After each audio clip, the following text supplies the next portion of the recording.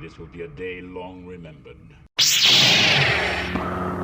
Now I am the master.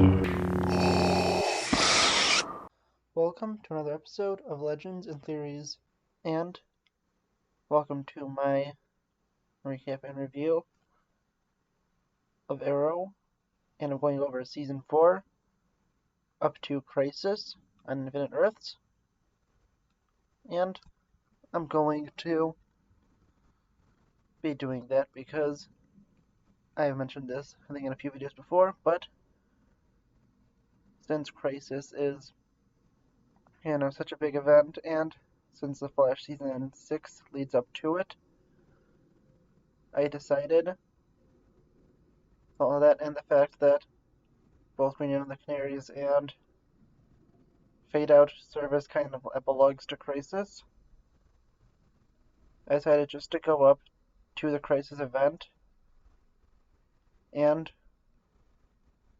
once I'm there, I'm going to go rewatch The Flash, which I'm doing right now. I'm at the end of Season 1. I'm on the grad episode, actually, as I'm recording this. And once I, do that, I'll be reviewing Crisis in full, including that with the two kind of, follow-ups. Green Arrow and the Canaries and Fade Out, and the last two episodes of Arrow. But in here, I'll be reviewing Arrow Seasons 4, 5, 6, 7, and most of Season 8. So let's get into it. And starting with Season 4 of Arrow. In short, it sucked. That's the worst season of the show.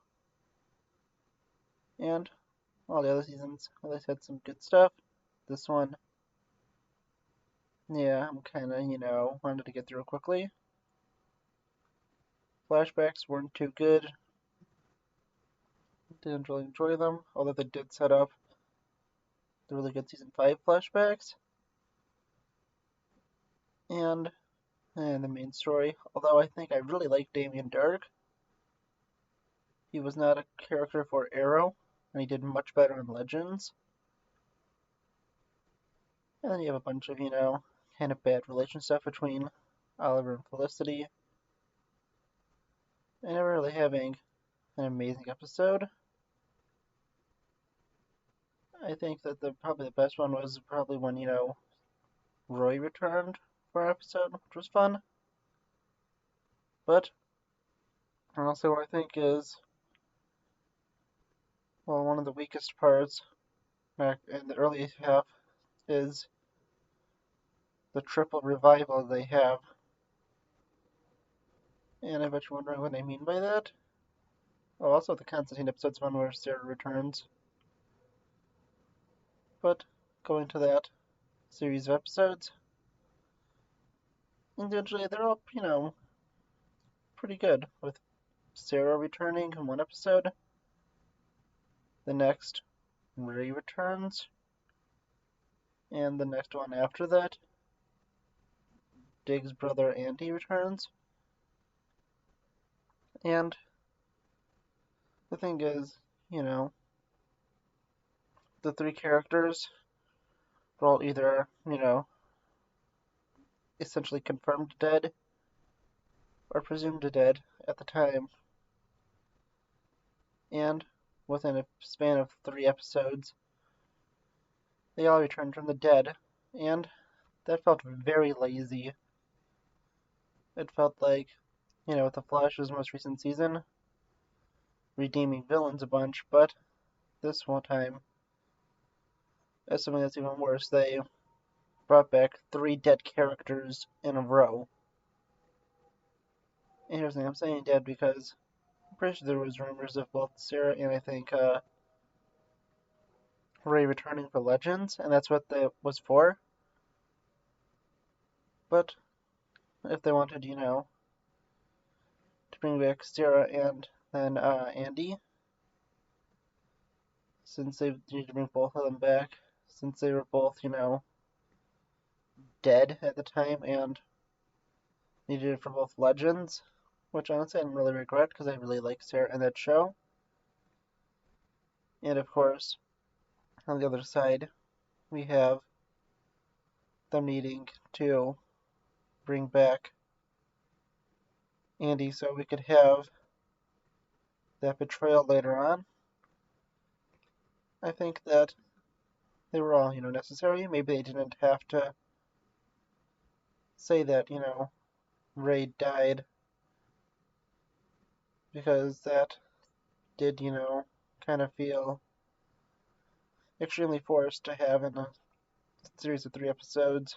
3 characters come back. To be clear, Sarah was revived, I think, an episode or 2 before, but she fully came back the episode before Ray came back because she had no soul when she was brought back.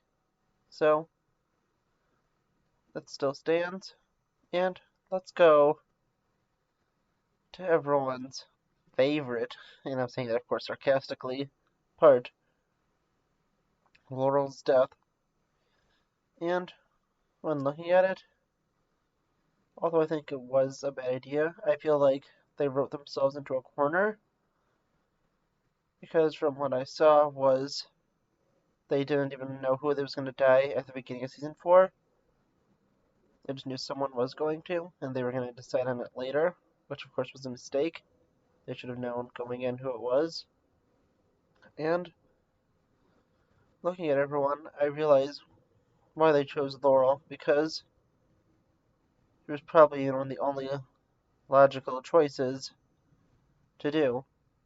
And what I mean by that? Well, let's take a look at it. Let's take a look at all the characters in that season. First, it has to be a character that Barry and Oliver know, because Barry was shown going to the funeral, and you would assume it has to be a character he was close to and knew.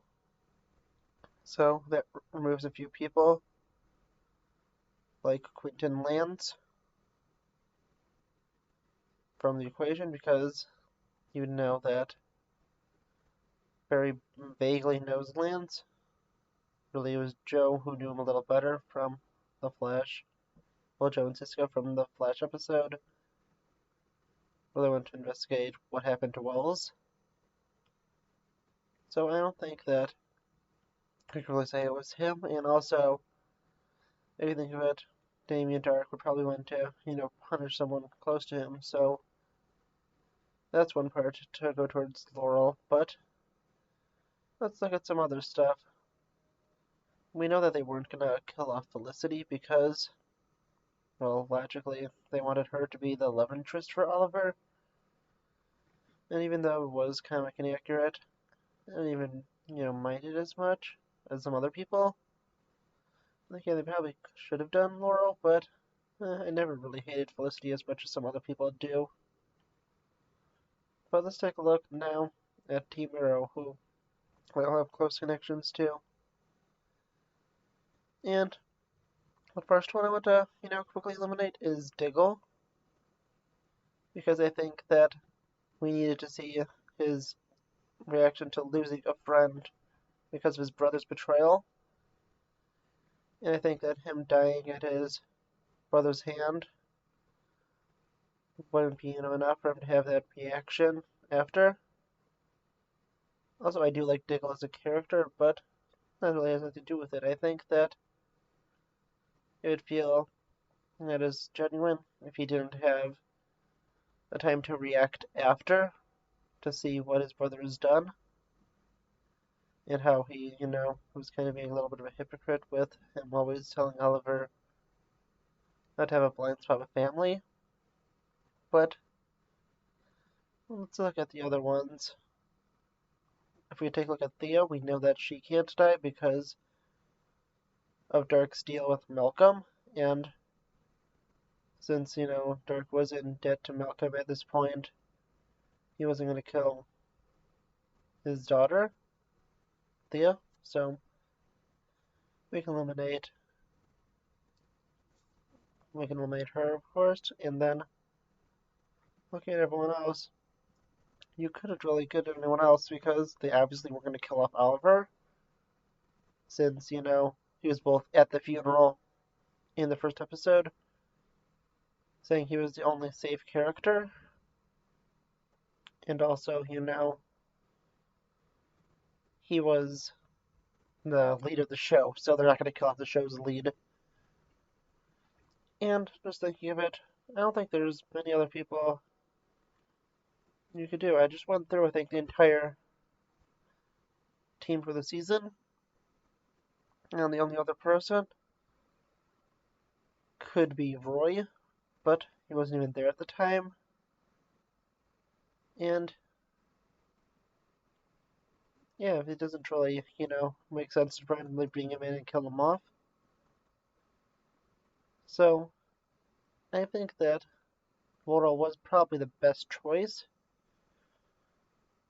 but they probably should even put that in there because I think that they were really just boxing themselves in, and with looking at how they had it set up and everything that led to it, there was no one else that could have, you know, died besides Laurel, since she seemed to be the only option. But I think I've talked way too much on season 4. We're like 11 and a half minutes already, and I've only been speaking about the really bad season, the worst one of it, trying to justify why I think they killed her off, but still think it was a bad idea. Probably should have did this in a separate video, but I've been talking for 11 minutes, and I really don't want to go re-record this for a different video, so honestly, I think that was just, you know, a really poor writing decision, and they boxed themselves into a corner. And let's go on to the extremely good season 5. And when looking at it, I think that it's kind of, you know, debatable between 5 and 1. To me, that definitely did go to third place because I think season 8 was probably the best overall, followed really closely by season 2. And then I think seasons 5 and 1 were extremely close. And so we'll just give season 5 the edge right here, just because of the finale. I'll just push that over because I think the finale of season 5, Lian Yu, was definitely the best episode of the entire series. That was such a good episode. But let's go through the rest of it. I like the new Team Arrow. Honestly, I think the only person I always kind of had a problem with was Curtis, but just kind of because he felt like more of a discount, either Cisco or Felicity, and I never found him too funny. You know, I was kind of glad when he was written off the show, because honestly, he was never my favorite, but I never really hated him. I mean, I said I was glad because I felt like I could have put him some other characters when he was off, but I still think they did a good job with him. And looking at everyone else, I think that, well, let's see, I think that, yeah, Renee was a cool character, and I really liked having Ragman there for most of the season, well, the first half of it, I think. And then, of course, we have just a few other people. The new Black Canary, Dinah Drake was cool to have, who replaced, you know, Ragman, since he lost his powers in the episode, like right after she joined, and they went to Russia. And then there's, you know, just the rest of it. I think it was a really good season. I wonder what, you know, other people think of it. I think I've always heard really good things. And yeah, Evelyn was an interesting character to have in, although she kind of disappeared for most of it. The flashbacks were amazing in Russia, and Anatoly was always such a great character. It was so fun to have an entire season of Anatoly, you know, just being there. because of how great he was. And overall, I think the season was really solid. Oh, and let's go into Prometheus. Such a good villain, making it personal, and of course, attacking Oliver on every front. I also like Oliver being mayor. That was definitely an interesting part of it. And I think I just liked everything. I'm just looking at the season overall, I think, there was nothing really that much to change. I never really loved the gun control episode, but of course that was, something controversial. And I think they handled it a lot better than some other things, namely the police brutality episode of Batwoman.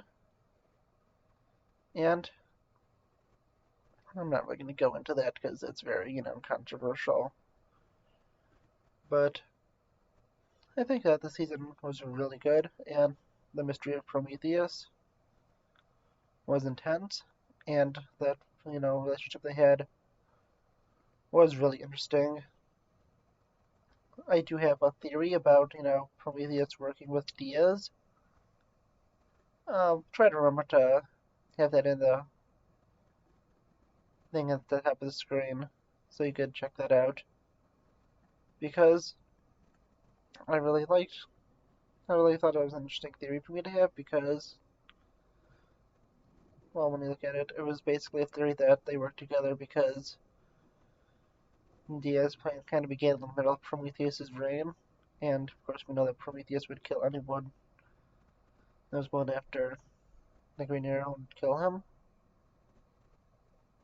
And I really, I think that was a fun video for me to make. I don't even know how much of a quality video it is. I don't know, I'll put it on the screen, and if you think it's bad, maybe I can work on redoing it.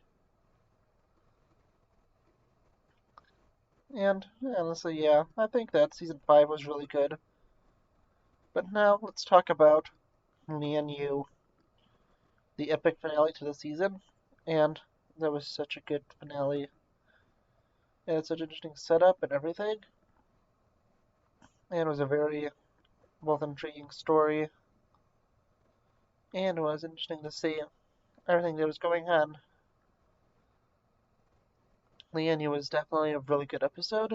And when watching it, I think that, of course, that the ending with Lian Yu exploding was really interesting. And well, the only thing I think they could have done to,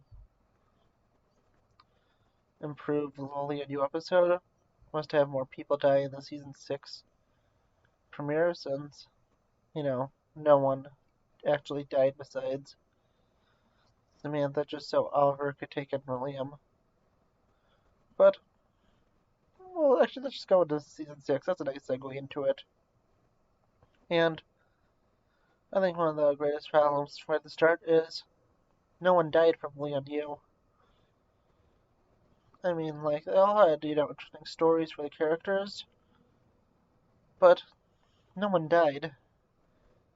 And that just feels like, kind of cheap to what happened in that epic finale. And season 6 doesn't really affect it for me, thinking of that episode. But in, the ending, it just, really hurts it. And with the rest of the season, I think it was okay. I never loved Diaz as a villain this season, and if it wasn't for season 7, which I'm talking about soon, I really would have hated Diaz as a character, because I don't even know why, I just never loved his character. I think he just never felt like a, a real threat. Kind of felt like he came out of nowhere, also.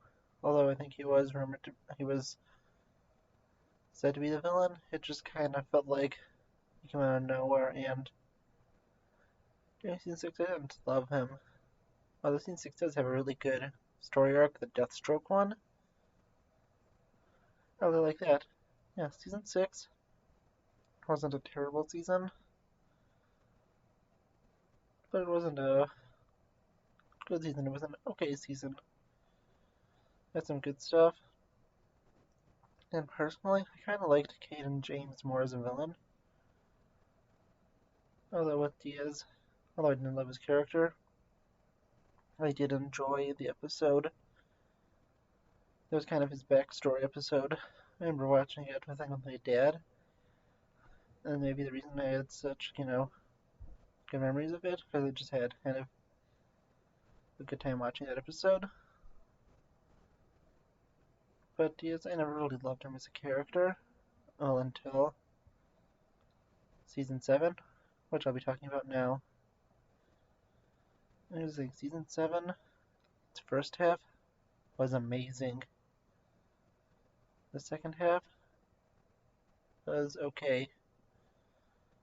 So I'm gonna treat this like season 7 felt like it was, a 2-part season. I'm going to treat it like The Flash season 6 and go over basically 7A and B for this. And first I'll be going over the prison storyline. And the prison storyline was amazing.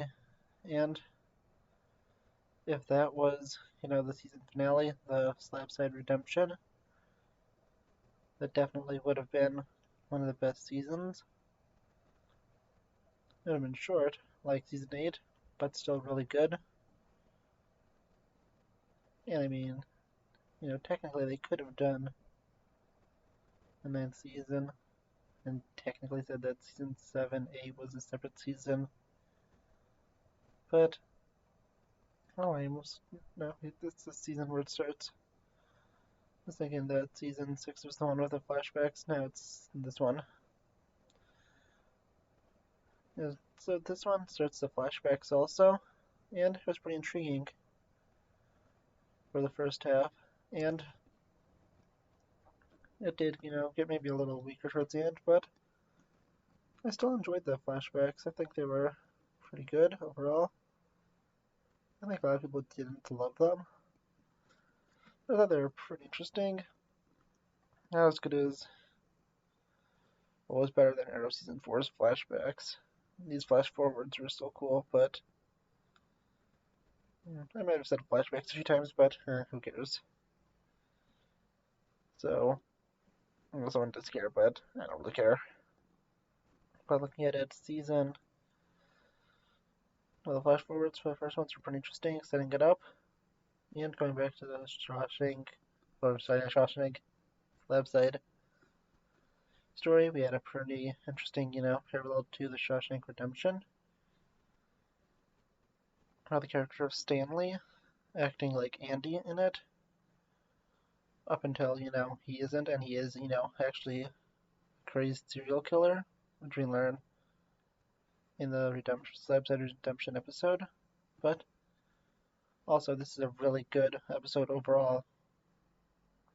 Slabside Redemption was definitely a great episode, and this greatly improved Diaz. It was definitely interesting to see stuff like the new Green Arrow appear, and more, but really, I just loved season 7A, which I'm going to call it, even though it's technically not that. I'd say it's another great season because it kind of felt like it, since the Slabside Redemption did feel like a season finale. And after that, I think it was an okay season. Mika was an okay villain, and kind of felt like maybe like a twist that didn't need to happen.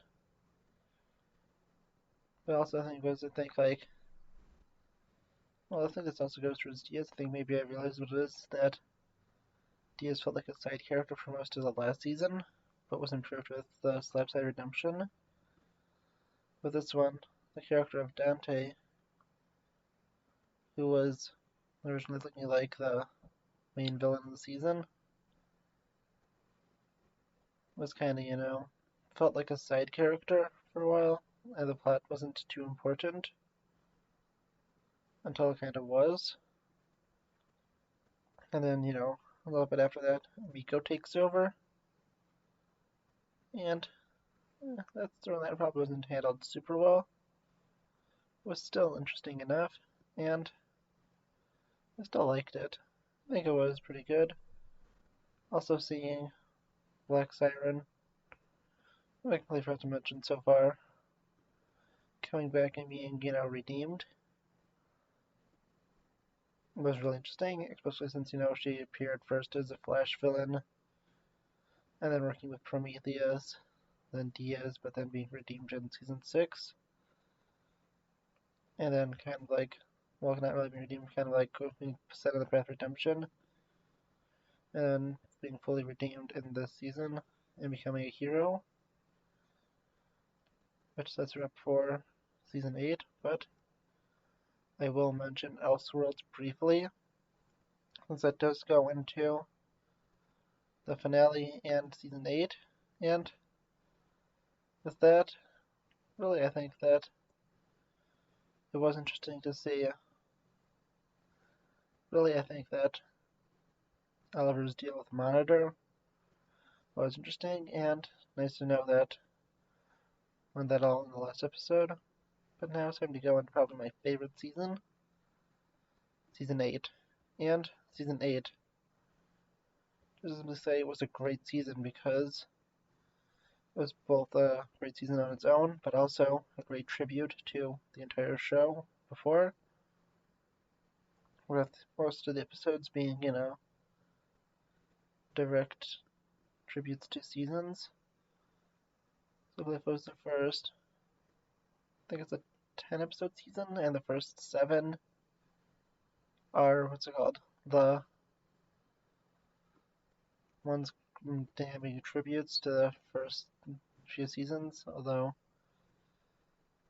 I think that season, let's think of it. So I think the first episode was definitely a tribute to season 1, with the undertaking happening on Earth 2.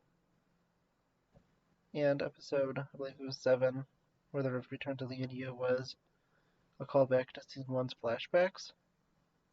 We then had the Hong Kong episode, which is a tribute to season 3.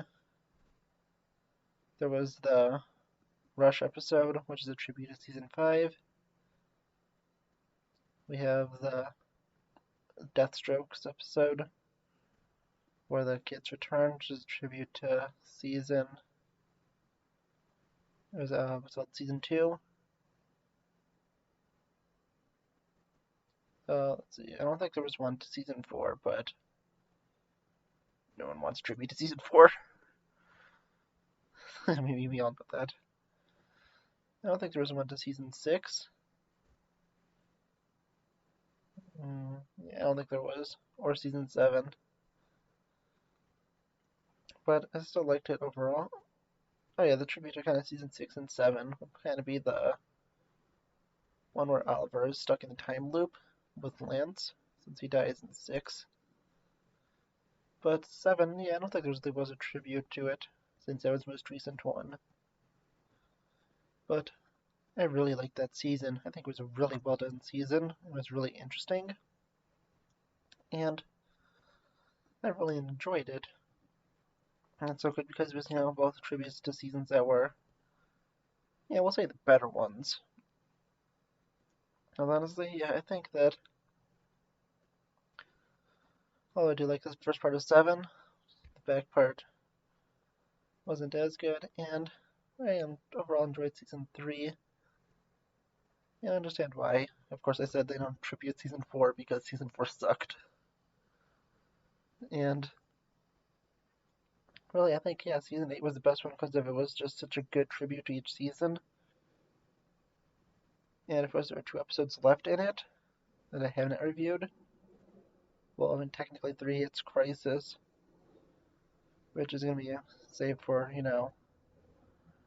the last review will be going over Crisis. And then the 2, kind of epilogue episodes. Well, maybe 3. I think that with it, looking at it,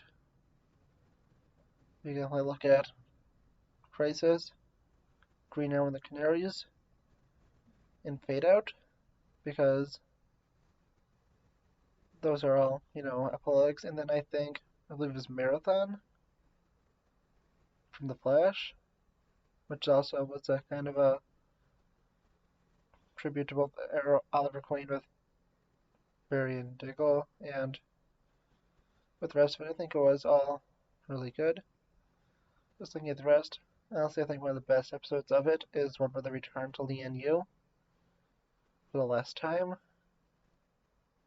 in the show, really, besides kind of Crisis, but that was like actual purgatory, and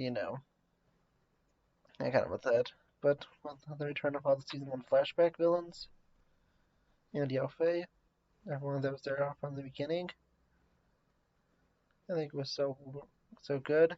And honestly, I think besides the finale, that was probably, and the premiere, there's just so many good episodes that season. It was definitely one of the most interesting ones, and I loved the premiere also because it was so interesting to see Earth 2's version after Robert Queen was the Arrow, which was revealed in The Flash. Season 2 was like one of the Earth 2 episodes, I think. And to see just what happened to everyone there, with Adrian Chase being the Green Arrow, and really everyone else there, including Tommy being the Dark Archer, which is really weird when you think of it, because in 2 different universes, Tommy Merlin is Prometheus and the Dark Archer, which is probably just based on a bunch of, I think, like fan theories that he would return as a villain, and they kind of, got to do it double. But that was, interesting. And soon I think I'll be reviewing every crossover, well, big crossover besides Crisis, and I'll also be reviewing probably The Flash, seasons 1 to 3 soon. Well, I mean, once I finish seasons 2 and 3, since, as I said, I am currently on the grad episode. But, I wonder what you think. Did you like this? What'd you think of the back half of what's kind of like, the back half? It'd probably be 5 to 8. What'd you think of, the basically seasons 4 to Crisis and Arrow? And what do you think of my video? Please check out some of my other content, and I really hope you enjoyed, and I'll see you all in the next episode of Legends and Theories. Thank you for watching this episode of Legends and Theories. Please subscribe, like the video, share the video, leave a comment, check out the video on screen, and may the Force be with you.